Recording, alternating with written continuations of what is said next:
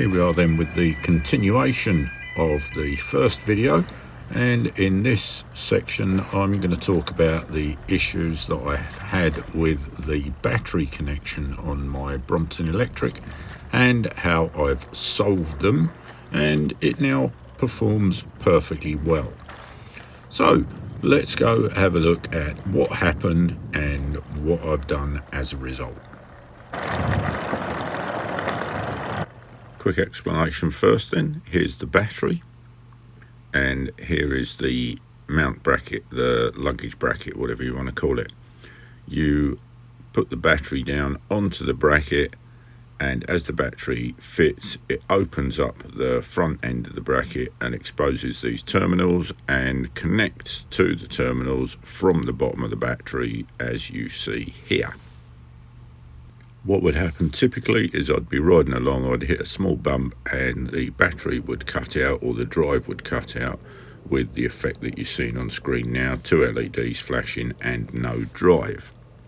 You can reset it, as I do here, by turning it off and turn it back on again, and it will work perfectly okay after that.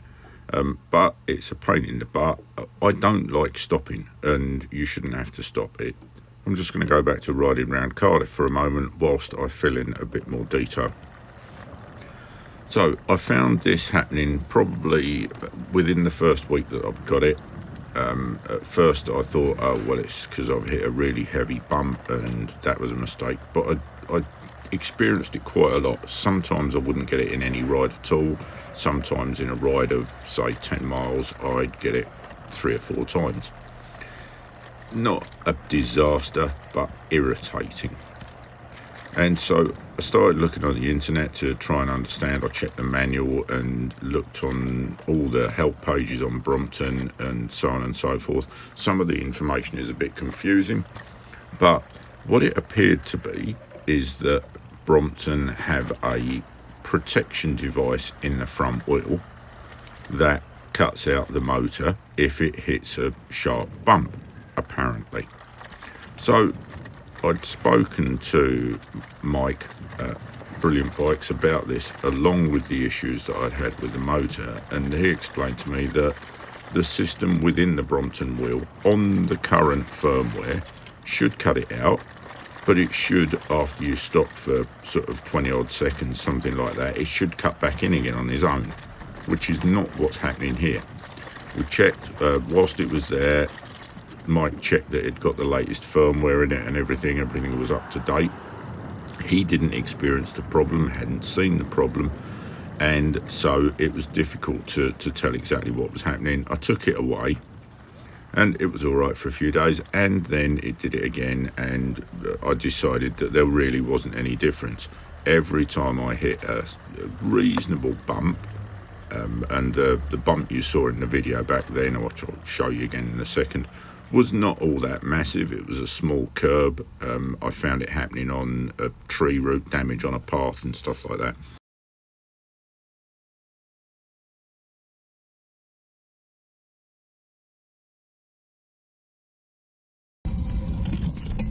And it was just like, this isn't right.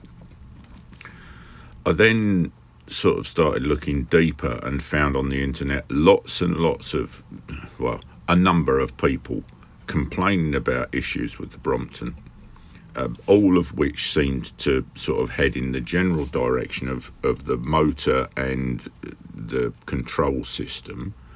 A lot of people getting very irate about it, understandable, spend a lot of money on a bike and it doesn't work properly. Mine worked fine, the motor issue had been resolved. All I had left was this problem where it kept cutting out.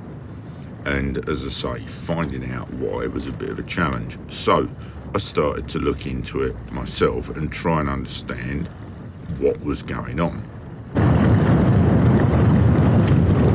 Logic kind of dictated then that if it was happening when I hit a bump, or a significant bump, where there was a shock going through the system as it were, then it seemed like something was loose.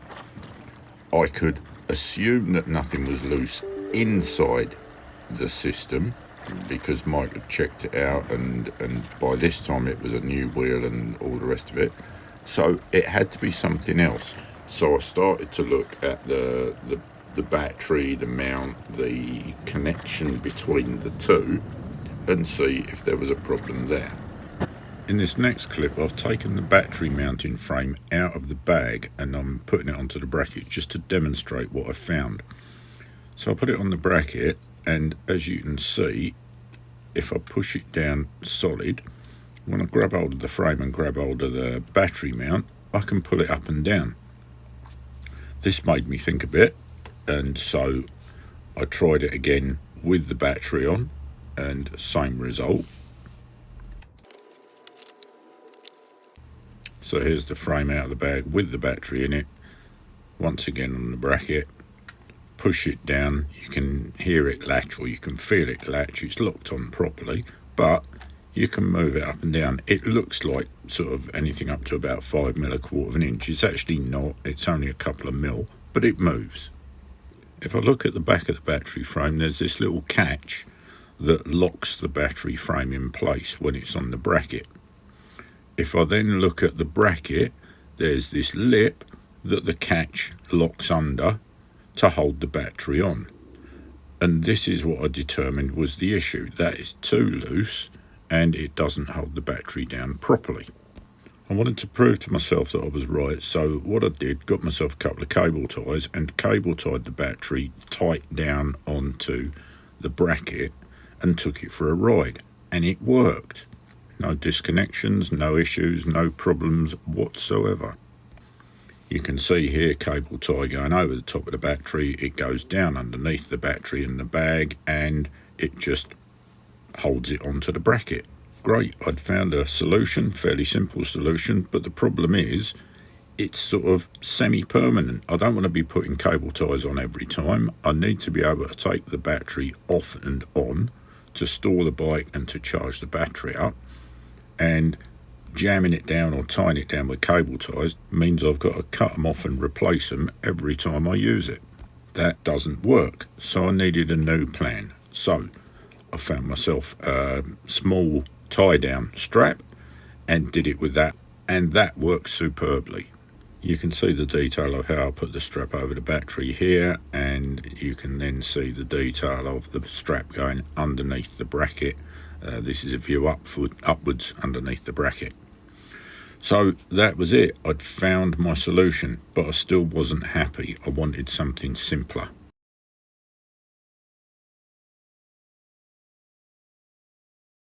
Thinking back to what I'd figured out originally, the problem was that there was a gap between the catch and the lip that the catch hooked on.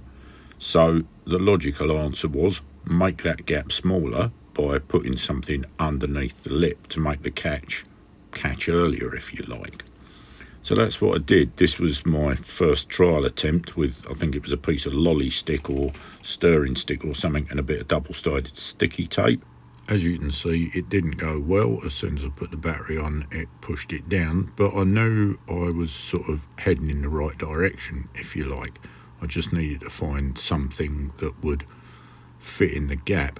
I couldn't find a way of measuring what thickness of material I needed, so what I basically did was, with this wooden stirring stick, which came from Costa or Starbucks or somewhere, I ended up gluing it on and then shaving it down with a knife and a piece of sandpaper until I got it to the right thickness.